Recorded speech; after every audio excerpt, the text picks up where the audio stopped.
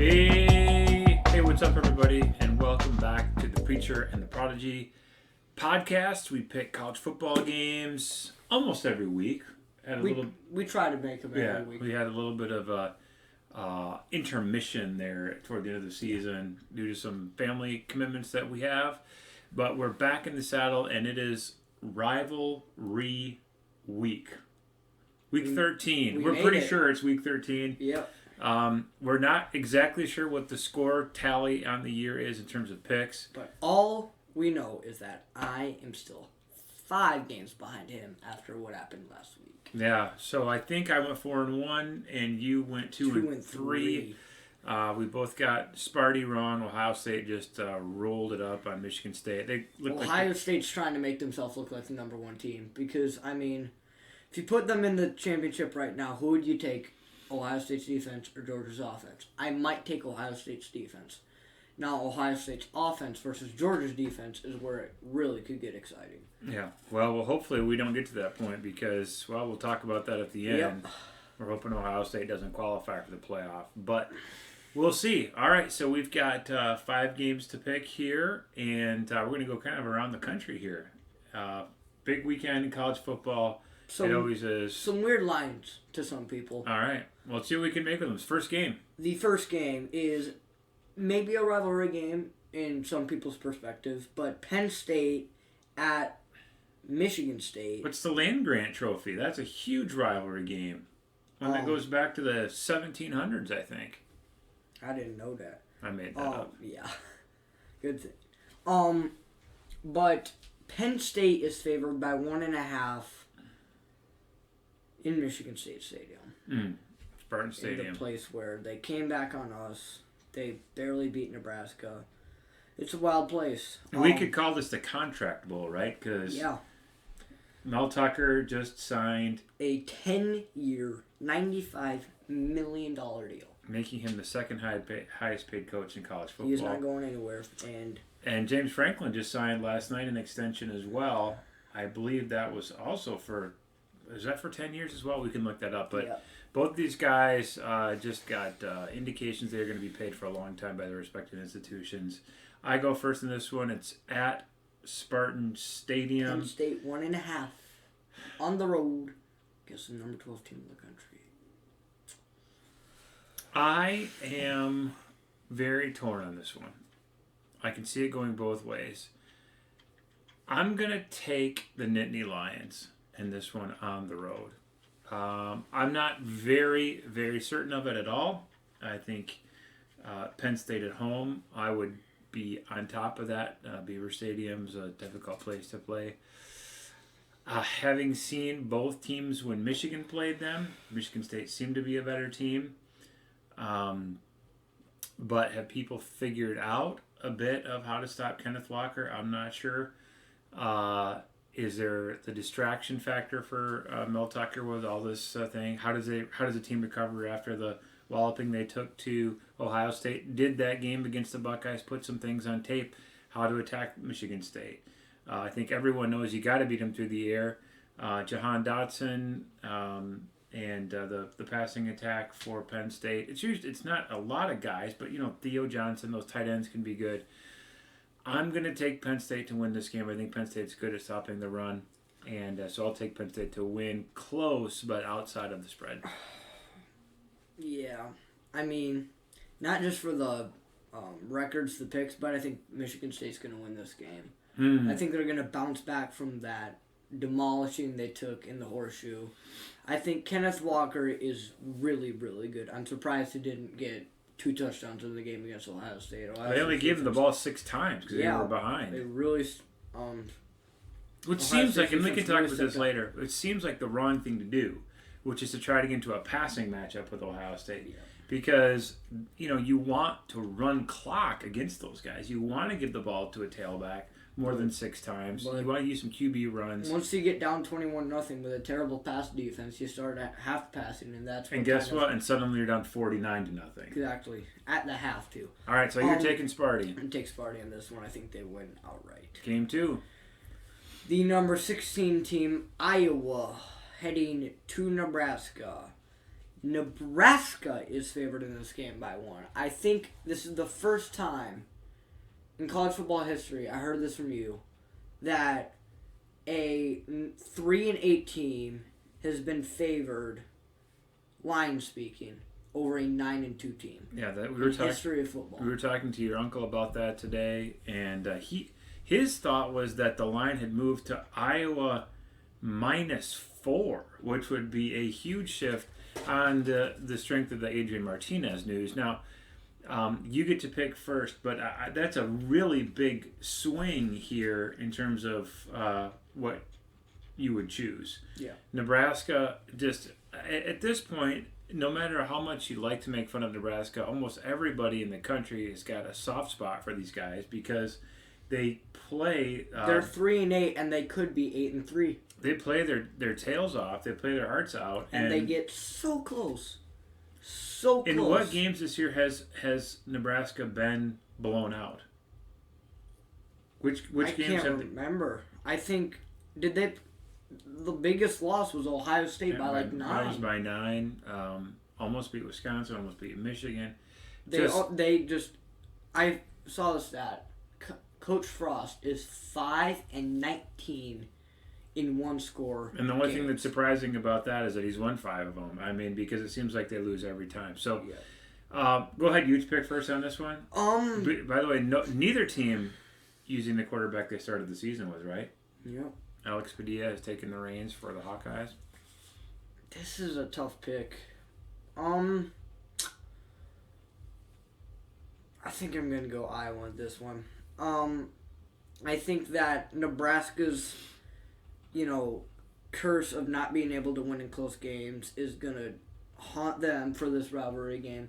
I think that Alex Padilla is a way better quarterback than Spencer Petras. He can throw the ball. And I think Tyler Goodson is a great running back behind their center, their All-American center, Tyler Linderbaum. And I think that their defense is solid. I don't think Adrian Martinez can get past them. Wait, hang on. Adrian Martinez isn't playing. Correct. Excuse me. So I actually don't know who's behind him. But if Adrian Martinez can't get past him, I don't think that their backup can get past him. So I'm going to take Iowa to win this game. Probably in a score like 26-21, 26-19, that kind of score. Yeah. It's always a fun game to watch on Black Friday. Two genuinely good groups of people in the fan bases of these schools.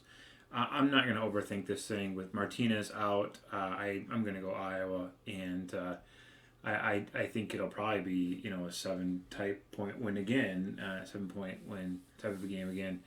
I'll take the Hawkeyes. I'll take running the ball with Goodson. I'll take that defense flying around. Give me the Hawkeyes. Yeah, I just think Iowa got 2 steps better with Alex. It would be really interesting if we did find out that this line was Iowa -4. I think that would make... Then it'd make it tough. But with my score, I'd probably still pick Iowa. All right, game 3. Game 3. We head to the Iron Bowl in Jordan-Hare Stadium. Mm-hmm. Bama. Auburn. Alabama's favored in this game. Rivalry Iron Bowl game by 19.5 points. Yeah, this is what happens when Bo Nix is out.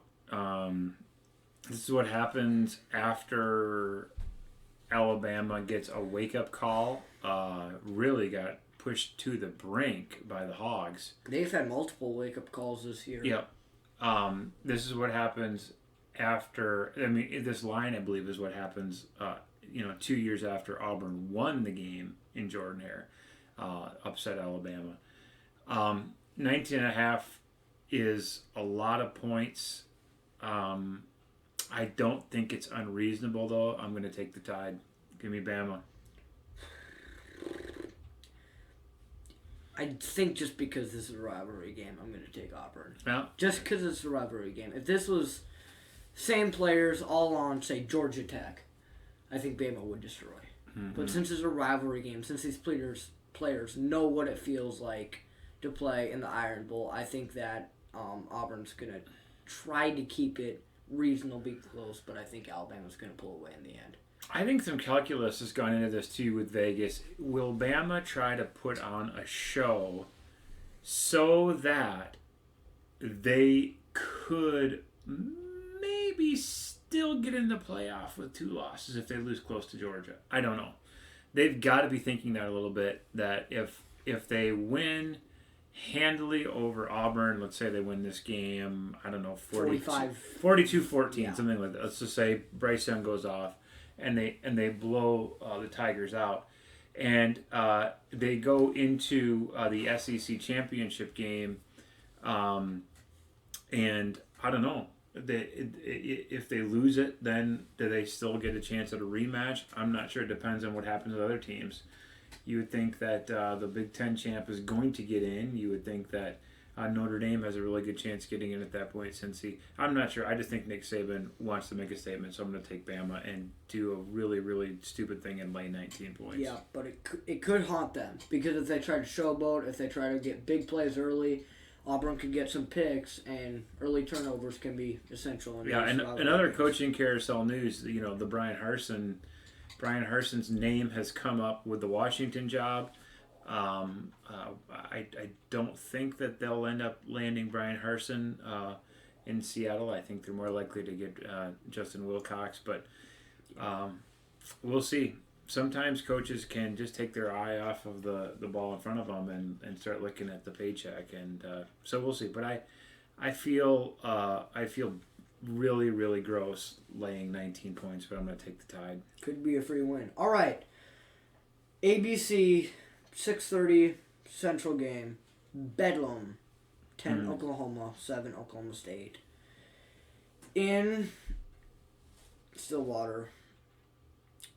I saw the line on this is Oklahoma State by 4. I saw the over-under on this, and I was surprised because in these kind of games, Big 12, rivalry games like this, like the Red River Shootout, the over-under on this is only 49.5. That seems like way too little for this kind of game. But with the way Oklahoma's offensive inconsistencies have been hurting them, and Oklahoma State's really, really good defense, maybe top 3 defense in the country, I can see why, but it just seems low for a Bedlam game. Yeah. So it's your pick on this. Yeah. What do you think about that number 4? I don't know. I'm probably so hard because Oklahoma State should win this game, but with the way Mike Gundy hasn't been able to win consistently against Oklahoma, something's telling me that Oklahoma's going to win this game. And I'm probably going to go with Oklahoma. I think that Lincoln Riley's offense, like back in the days when they had all those Heisman winners, is going to come out of him against Oklahoma State's defense, and I think that Oklahoma State's defense isn't going to look as good as they have been. And I think that Oklahoma is going to expose them with Caleb Williams, so I'm going to take Oklahoma. And I mean, Oklahoma State's offense isn't that great. So I think Oklahoma State wins this game by a field goal. So I'm going to go with you. I'm going to agree and we'll take the Sooners. I think that, usually a good offense beats a good defense. And I'm sure that there's some stuff that Lincoln Riley has been saving up for this game. Of course, Lincoln Riley himself has been connected to the LSU job, so who knows what he's thinking. I think the Cowpokes win and keep their playoff hopes alive, but I think that I'm going to take those points as well and go with Oklahoma. Yep, I just think that Oklahoma has been too good in this rivalry game for the last couple of recent years to have Oklahoma State win by more than 4. All right, the game. Okay. We could talk about this for a while. Yeah. What do you want to break down, or do you want to go straight to the picks and just go to bed? I'm going to break it down. I mean, Ohio State, Michigan. It feels like this could be the year, but then again, it feels like we're not going to get close. Okay. I don't think that Michigan can hold Ohio State to within 7 for multiple reasons. Number one, we lost to Michigan State Oh, you're going to do the transitive property thing. Ohio State, when it's this big of a margin, Ohio State pounded them. They won by 49 points. Ohio State's defense is really, really good. Their defensive line is great. So it will be hard for Michigan to run the ball. Their passing offense is incredible. I don't know how Michigan is going to be able to stop that with just one good cornerback.